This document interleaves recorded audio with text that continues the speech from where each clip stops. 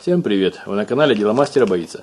В этом видео я покажу, как заменить включатель стоп-сигнала на автомобиле Chery QQ. На моем автомобиле полуавтоматическая коробка передач, точнее робот, и она имеет свой включатель стоп-сигнала. Он намного дороже, чем для автомобилей с механической коробкой передач, и стоит около 500 гривен, тогда как для тех автомобилей 250. Здесь есть такой разъем на 4 контакта, тогда как в других машинах здесь идет двойные разъемы не на контакте, а по бокам. Модификация данного включателя сигнала 4543-88LC. Специально для Chery QQ S1103.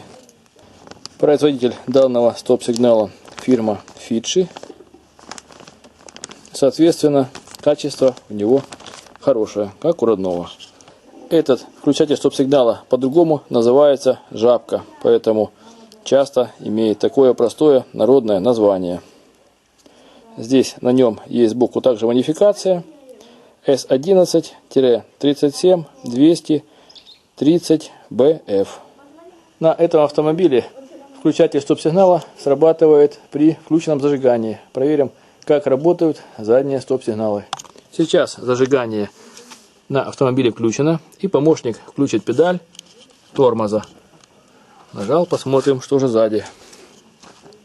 Как видите, никаких сигналов нет, как по бокам, так и на верхней лампочке стоп-сигнала. Это чревато аварией. Перед заменой включателя стоп-сигнала необходимо выключить зажигание на автомобиле и снять минусовую клемму с аккумулятора.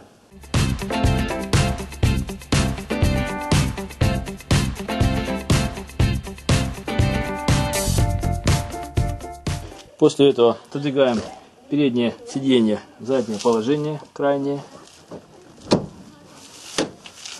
И необходимо залезть под панель возле руля. Вот видно, что в этом месте над педалью тормоза находится жабка. Для снятия этой жабки необходимо ее покрутить по часовой стрелке на полоборота, и она снимется. После этого можно отключить разъем, который ее держит. Он просто вынимается.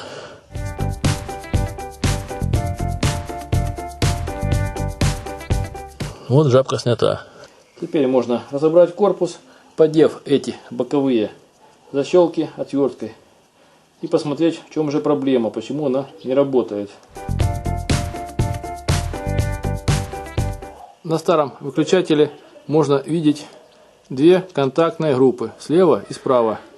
И вот видно, что контакты на левой половинке есть, а на правой контакты выгорели. И здесь просто идет постоянное подгорание этого места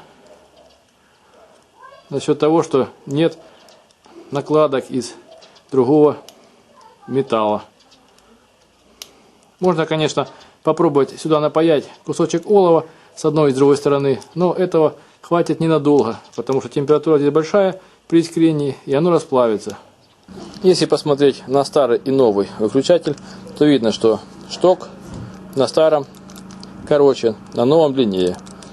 Соответственно, необходимо отрегулировать на педали этот свободный ход.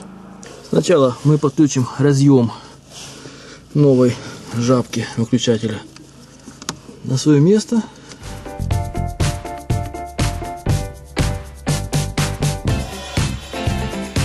И теперь можно поставить на место выключатель. Для этого его вставляем в одном положении и проворачиваем против часовой стрелки. Можно проверять работу. Подключим на место минусовой провод на аккумулятор. Теперь мы проверим работу стоп-сигналов.